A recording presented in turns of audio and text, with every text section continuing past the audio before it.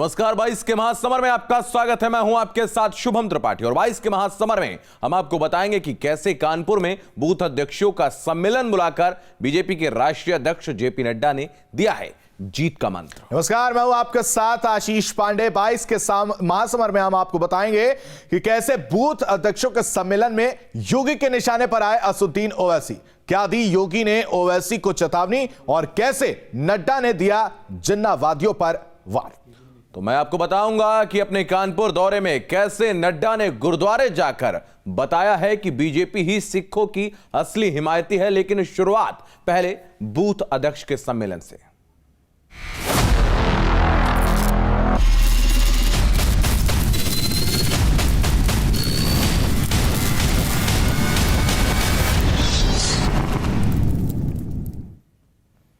तो भारतीय जनता पार्टी इन दिनों यूपी में चुनाव की तैयारियों में लगी हुई है और मंगलवार को पार्टी के राष्ट्रीय अध्यक्ष जेपी नड्डा ने कानपुर में बूथ अध्यक्षों के सम्मेलन को संबोधित किया।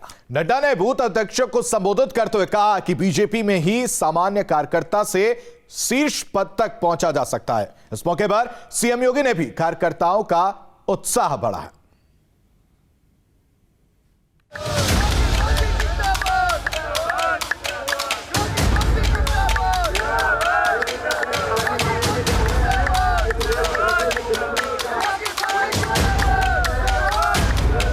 मंगलवार को कानपुर में बीजेपी के बूथ अध्यक्ष सम्मेलन का आयोजन किया गया था। कानपुर के रेलवे मैदान पर आयोजित इस कार्यक्रम में कानपुर बुंदेलखंड के करीब 22,000 बूथ अध्यक्ष आए थे। इस मौके पर सीएम योगी आदित्यनाथ ने बूथ अध्यक्षों की तारीफ कर उनका हौसला बढ़ाया। वैश्विक महामारी कोरोना के दौरान भारतीय जनता पार्टी के प्रत्येक कार्यकर्ता को उस समय उसको एक ही कार्य दिया कि सेवा ही संगठन है और सेवा ही संगठन के माध्यम से भारतीय जनता पार्टी का प्रत्येक कार्यकर्ता जनता जनार्दन की सेवा के लिए कार्य करेगा। भाइयों बहनों, ये हमारे लिए राजनीतिक मुद्दा नहीं था, ये हमारे लिए मानवता को बचाने का एक पवित्र राष्ट्र धर्म था। सीएम योगी ने कहा कि आज प्रदेश में माफिया की नहीं बुलडोजर वाली सरकार है और ये संदेश कार्यकर्ताओं को हर गरीब, किसान और मजदूर तक पहुंचाना है। उत्तर प्रदेश में अब दंगों के लिए नहीं, माफियाओं की सरपरस्त सरकार नहीं, माफियाओं की छाती पर बुलडोजर चलाने वाली सरकार आज प्रदेश के अंदर कार्य कर रही है। और भाइयों बहनों, ये एक विश्वास हर एक गांव में, हर एक गरीब को, हर एक किसान को, हर एक महिला को, हर एक बेटी और बहन को दिलाने की आवश्यकता है। और यह विश्वास दिलाने का काम बूथ अध्यक्ष के रूप में आपकी टोली अपने अपने बूथ पर कर सकती है। इस मौके पर बूथ अध्यक्षों को जीत का मंत्र देने आए पार्टी के राष्ट्रीय अध्यक्ष जेपी नड्डा ने कहा कि दूसरी पार्टियों में परिवारवाद है, जबकि बीजेपी में कोई भी कार्यकर्ता शीर्ष पद तक पहुंच सकता है।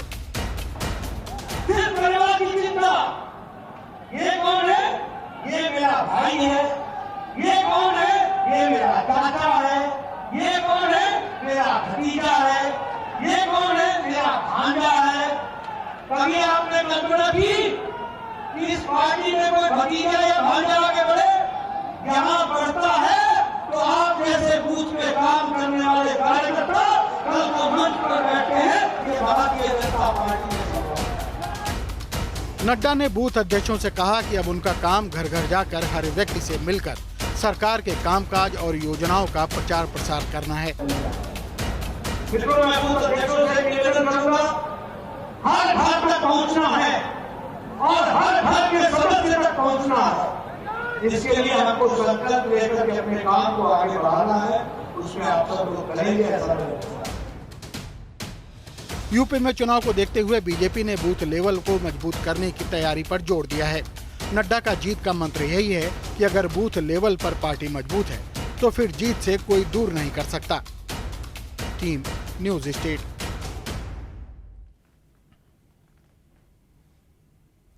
तो कानपुर में मंच से सीएम योगी ने ओवैसी को साफ चेतावनी दी कि अगर भड़काऊ बयानबाजी बंद नहीं होगी तो सख्त कार्रवाई होगी। भाई पार्टी के राष्ट्रीय अध्यक्ष जेपी नड्डा ने जिन्ना वाले बयान पर अखिलेश यादव को आड़े हाथों लिया और कहा कि हम विकासवाद की बात करते हैं और कुछ लोग जिन्नावाद की बात करते हैं।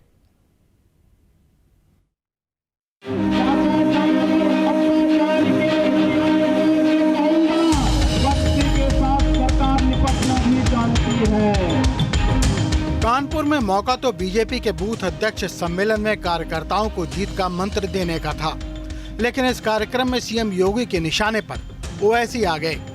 ओवैसी के शाहीन बाग वाले बयान पर योगी ने उन्हें कड़ी चेतावनी देते हुए कहा कि लोगों को भड़काने वालों से सरकार सख्ती से निपटेगी।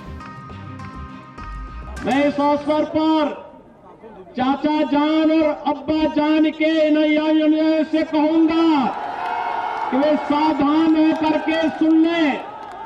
अगर प्रदेश की भावनाओं को भड़का करके माहौल खराब करोगे तो फिर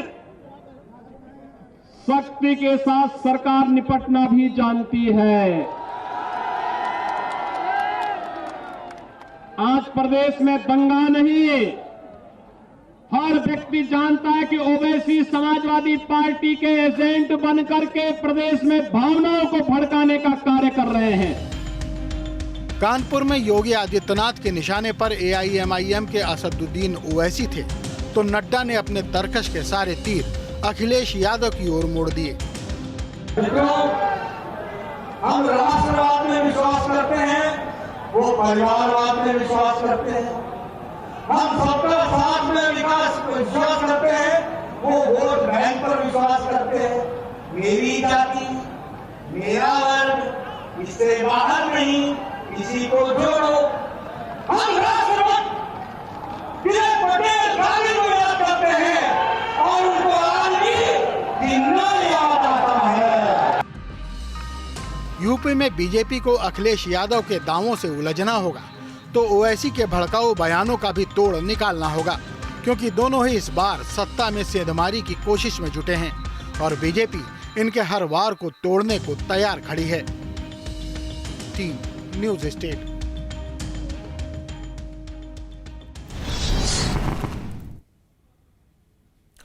कानपुर में बूथ अध्यक्षों के सम्मेलन में जाने से पहले बीजेपी के राष्ट्रीय अध्यक्ष जेपी नड्डा ने नामदेव गुरुद्वारा पहुंचकर शीश नवाया, जहां सिख समुदाय ने उनका भव्य स्वागत किया। इस मौके पर नड्डा ने बताया कि बीजेपी ने जो कहा है वो करके दिखाया। नड्डा ने इस मौके पर कहा कि प्रधानमंत्री नरेंद्र मोदी के नेतृत्व में केंद्र सरकार ने सिख समुदाय के लिए कई अहम काम किए हैं।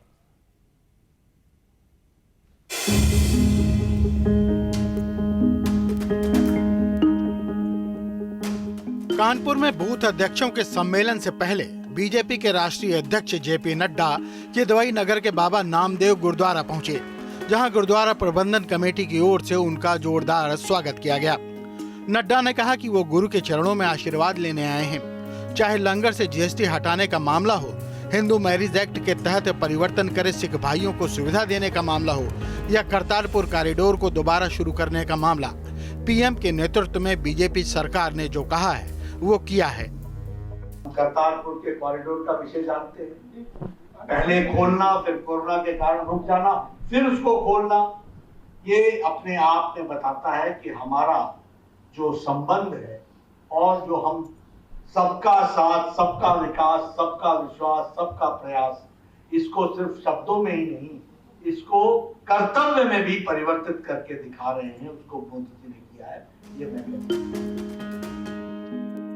बीजेपी के राष्ट्रीय अध्यक्ष ने कहा कि गुरु नामदेव के चरणों में शीश झुकाकर कह सकता हूं कि सिख भाइयों के लिए पीएम मोदी ने जो किया वो किसी ने नहीं किया। नड्डा ने 84 सिख दंगों के मामले में एसआईटी बिठाकर प्रभावशाली लोगों को जेल पहुंचाने के काम का जिक्र भी किया। हमें याद है कि 2 हमारे सेवादार इसी गुरु नानक देव, इसी परिसर में, दूसरे वाला जो इससे पहले, वो भी 1984 के दंगों में जिस तरीके से हुआ था, इस पर भी एसआईटी बैठाकर और कोई कितना भी प्रभावशाली हो उसको जेल की सलाखों में पहुंचाने का काम किया, तो यशस्वी प्रधानमंत्री ने किया है।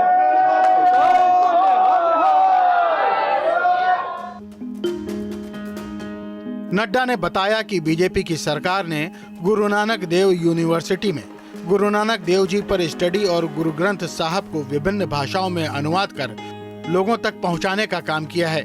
नड्डा ने सिख समाज को बताने की कोशिश की कि बीजेपी ही सिखों के हित की बात करने और कहने वाली एकमात्र पार्टी है जिस पर सिख पूरा भरोसा कर सकते हैं। Team news state. विधानसभा चुनाव से पहले यूपी में सियासी हलचल बढ़ गई और आज आरएलडी अध्यक्ष जयंत चौधरी ने एसपी प्रमुख अखिलेश यादव से मुलाकात की और मुलाकात के बाद जयंत चौधरी ने अखिलेश के साथ मुलाकात की एक फोटो भी ट्वीट की जिसमें लिखा है बढ़ते कदम। कयास लगाया जा रहा है कि चुनावी गठबंधन को लेकर यह मुलाकात हुई है और दोनों पार्टियों के बीच करीब करीब सहमति बन चुकी है। दोनों पार्टियों के बीच 30 से 35 विधानसभा सीटों को लेकर सहमति बनी है।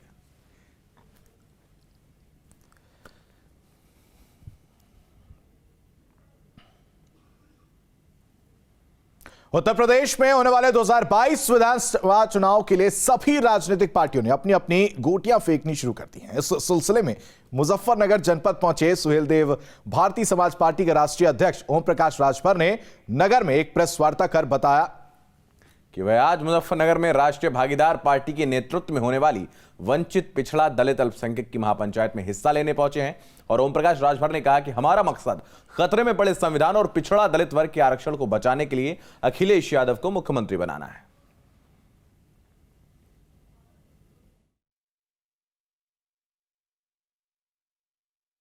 भागीदारी पार्टी जो समाजवादी पार्टी और भागीदारी संकल्प मोर्चा का गठबंधन है उसका एक धड़ा भागीदारी पार्टी है। उस पार्टी द्वारा मुजफ्फरनगर जनपद में वंचित पिछड़ा दलित अल्पसंख्यक महापंचायत है। इसके माध्यम से हम लोग जनता के बीच में ये संदेश दे रहे हैं कि हम प्रदेश में सरकार बनाकर जातिवार जनगणना कराना चाहते हैं। हम प्रदेश में महंगाई से निजात दिलाना चाहते हैं। हम घरेलू बिजली का बिल माफ़ करना चाहते हैं। हम प्रदेश में गरीबों का इलाज फ्री में करना चाहते हैं। हम एक समान अनिवार्य और फ्री शिक्षा चाहते हैं। हम प्रदेश में अमन चैन भाईचारा चाहते हैं।